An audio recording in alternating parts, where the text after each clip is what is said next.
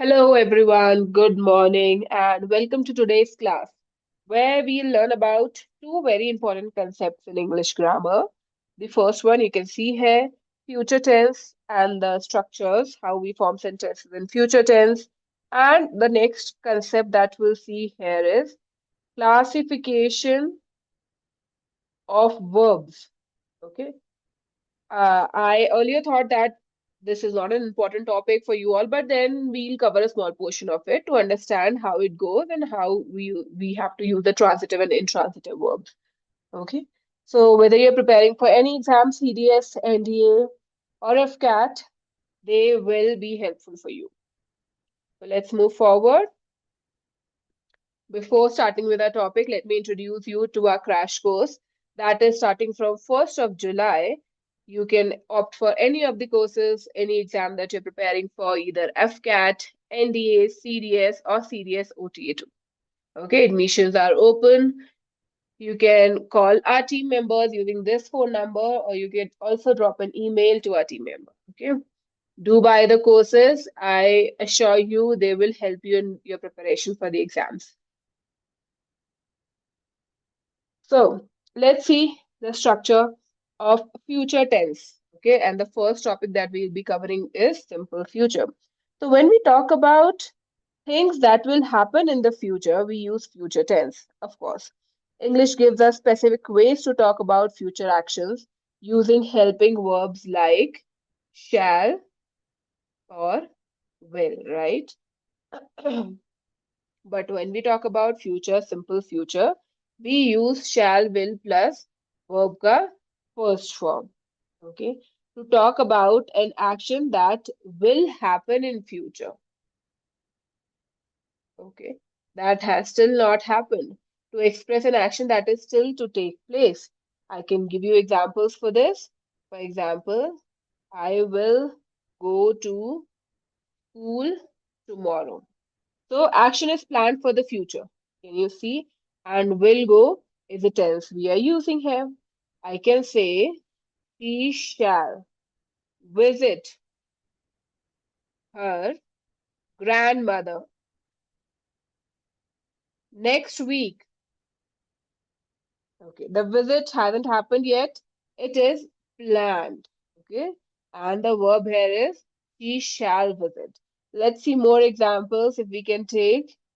They will play cricket, right?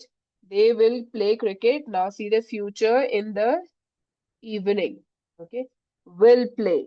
This is a future activity. Clear? I can also say we shall start our journey at 5 p.m. Okay, shall start our journey. Journey will begin in future. We have also given a time here at 5 p.m. So these are the structures of your simple future tense. I can also say he will eat dinner at 9 p.m. Okay, the future action of eating. So let me clean this first.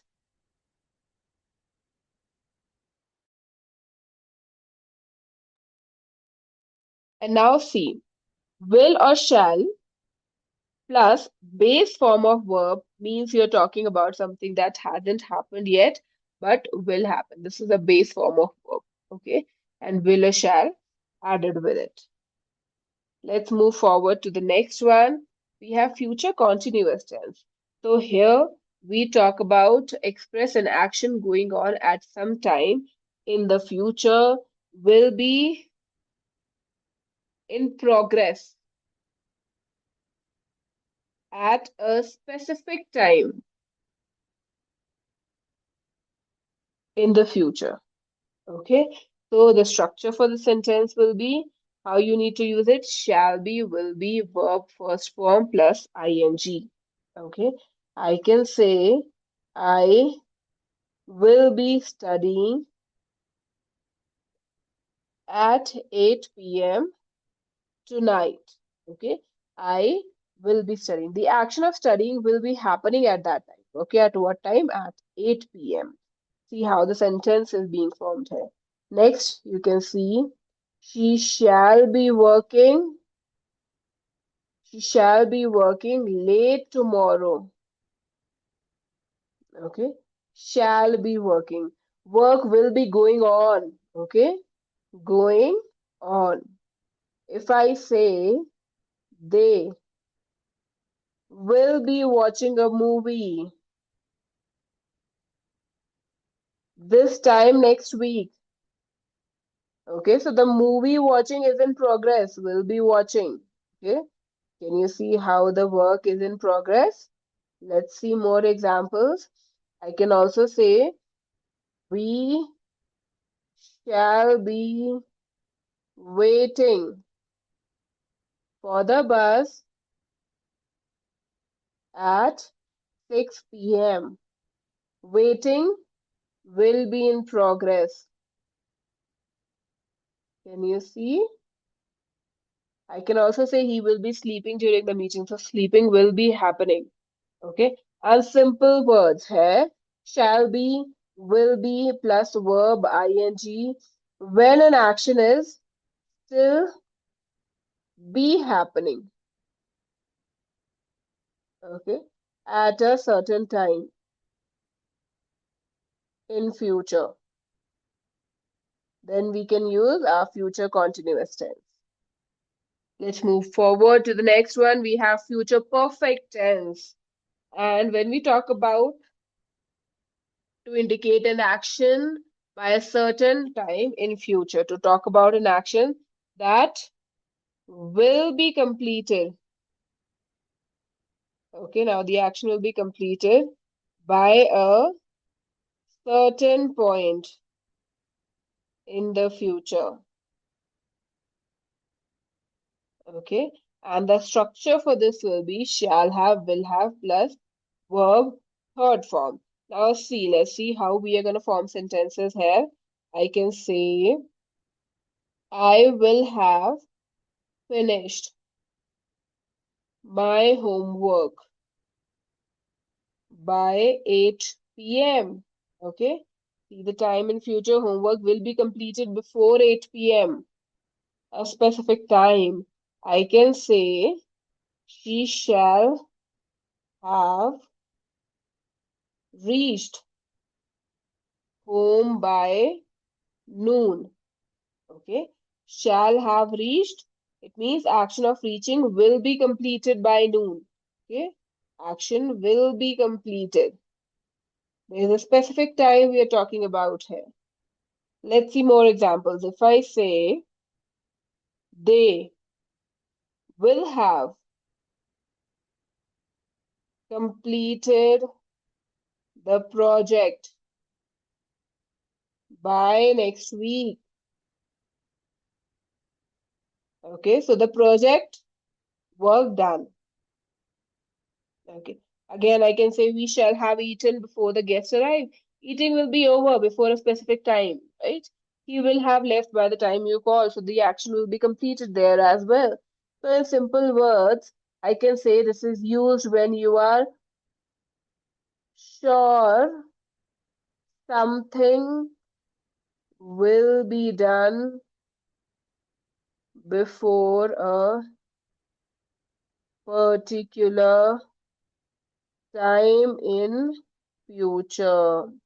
Something will be done before a particular time in future. Then we can use future perfect tense. So let's move forward to the future perfect continuous. Okay.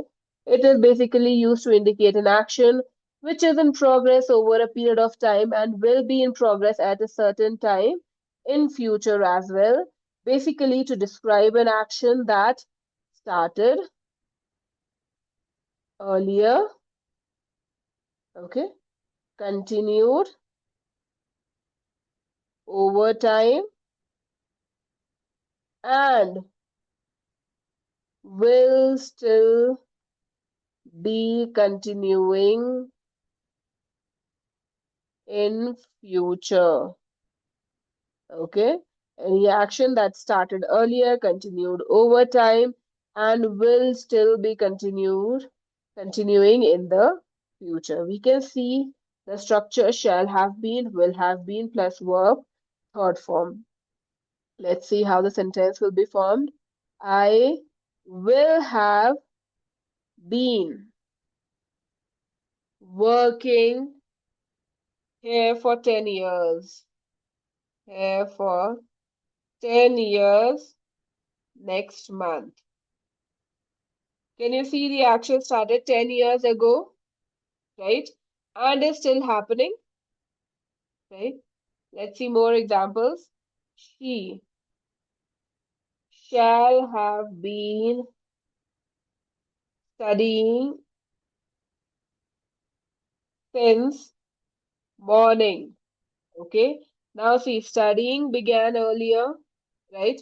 In the morning and is still going on. She is still studying. So any action that started earlier, started in the morning, continued over time, and is still happening right now. Okay. And let us see. We will have been living in this house for 5 years. So living continuously, right? I can also say they shall have been traveling. They shall have been traveling for 12 hours by evening. So travel time will continue, okay, by the evening time, okay.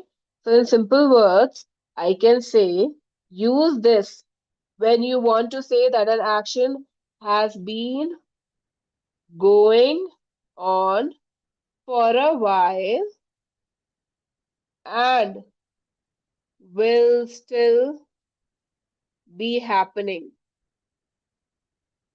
in future. Okay, the action is going on for a while and will still be happening in future. There we have to use perfect continuous tense. I hope our tenses are clear till here. We have covered present tense in the previous video, then we covered past tense, and this video was for future tense. Now, a small topic that I have taken here is verb. Okay, easy, but let's go through this as well. So, verb. When we talk about verb, it is a word that shows action like jump, think, happen, exist.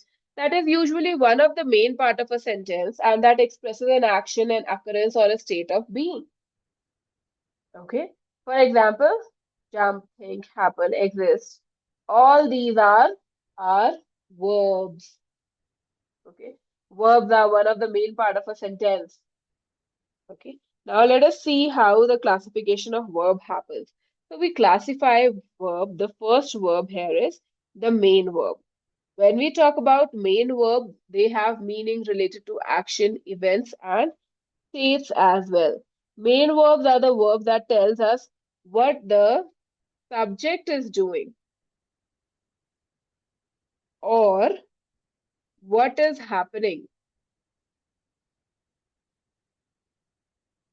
Uh, So they are divided into most verbs in English are mostly main verbs like go, show, exist. And these main verbs are divided into two categories, the transitive verb and the intransitive verbs. We'll also see them in detail in our next slide.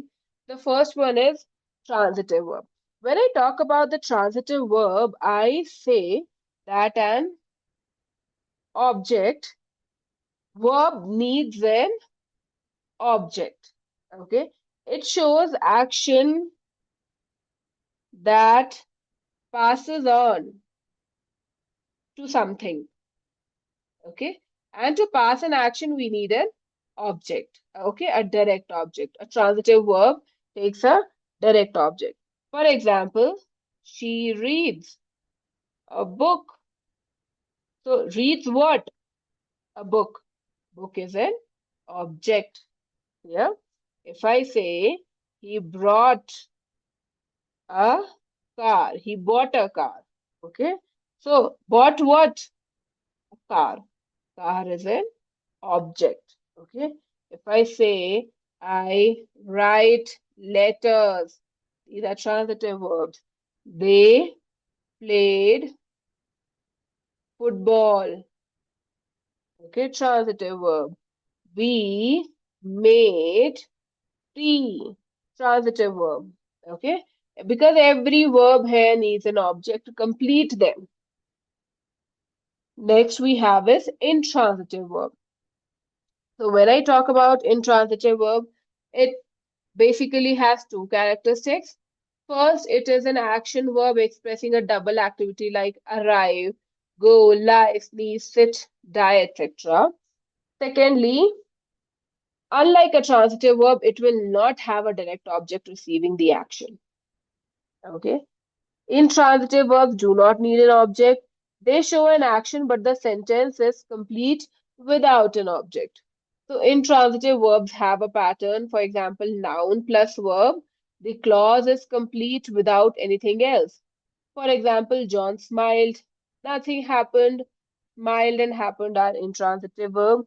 Let's see more examples here. If I say she slept peacefully, okay, intransitive verb. If I say he died in a war, intransitive verb. Okay, the words I'm underlining are transitive verb. Arrived, late, intransitive verb. Okay, if I say they laughed loudly, intransitive verb. We ran quickly, intransitive verb.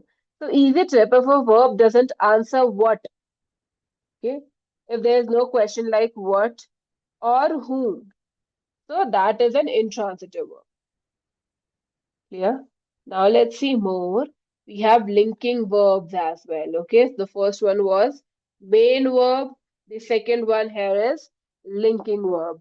So some main verbs are also called linking verbs. These verbs are not followed by an object. Instead, they are followed by a phrase which gives extra information about the subject. These verbs don't show action, but connect the subject to extra information basically.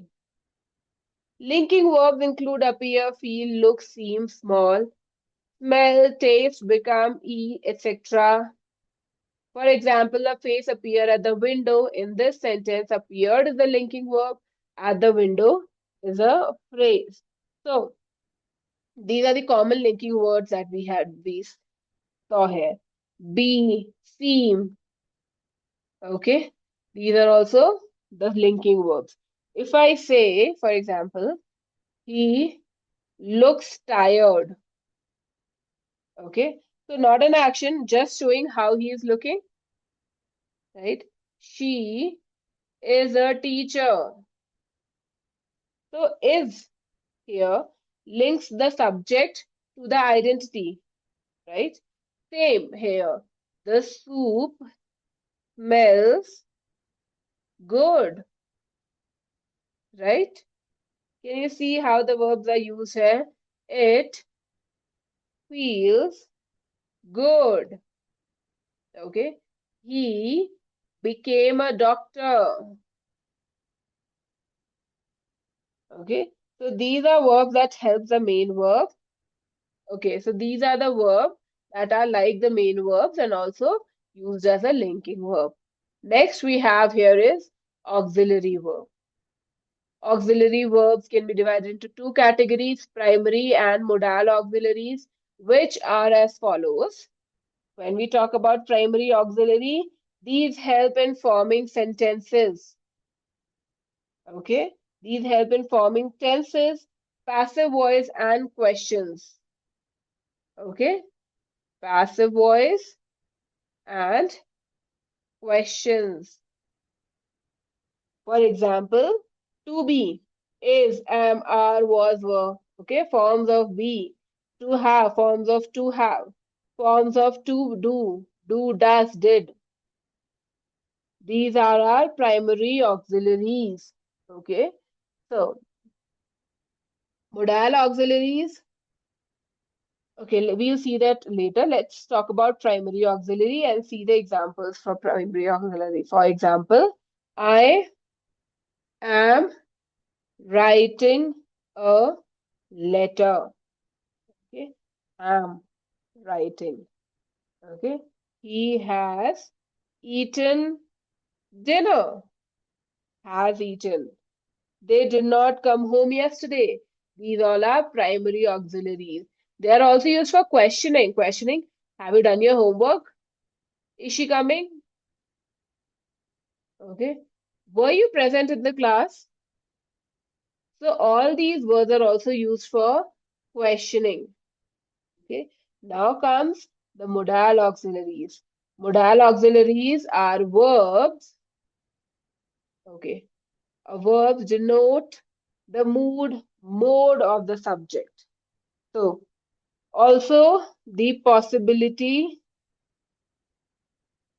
or obligation. Okay. Possibility or obligation. Common modal verbs we use can, could, may, might, should, used to, need, dare, etc. Okay. Now let's form sentences with them. I can swim. Yeah, used a modal auxiliary. She should study. I used a modal auxiliary. You may go. He must follow the rules. Must. Okay. So modals are always followed by the base verb, base form of the verb as well. For example, swim, study, go. Okay. Follow. For example, they used to live here. Okay. Used to. So always remember modals are always followed by a may base form of verb. Sorry. Base form of verb. Okay, this is the rule. So here we come at the end of our video. Yes. So this is the end of our video. And quickly, let us see, we discussed future tense, how we can express future plans. We saw future actions, actions completed, continuing in future. We understand what verbs are, right? And how they can be classified into main verbs, transitive, intransitive, and linking. And the second is auxiliary verb, primary and modal. Okay. So here all these examples were shown were quite simple and you can use them in your daily language, daily English. Keep practicing these concepts by making your own examples, right? Grammar becomes easy when you apply it in your real life. And thanks for watching and learning with me. Do not forget to like, share, and subscribe if you are enjoying the lessons. See you next time.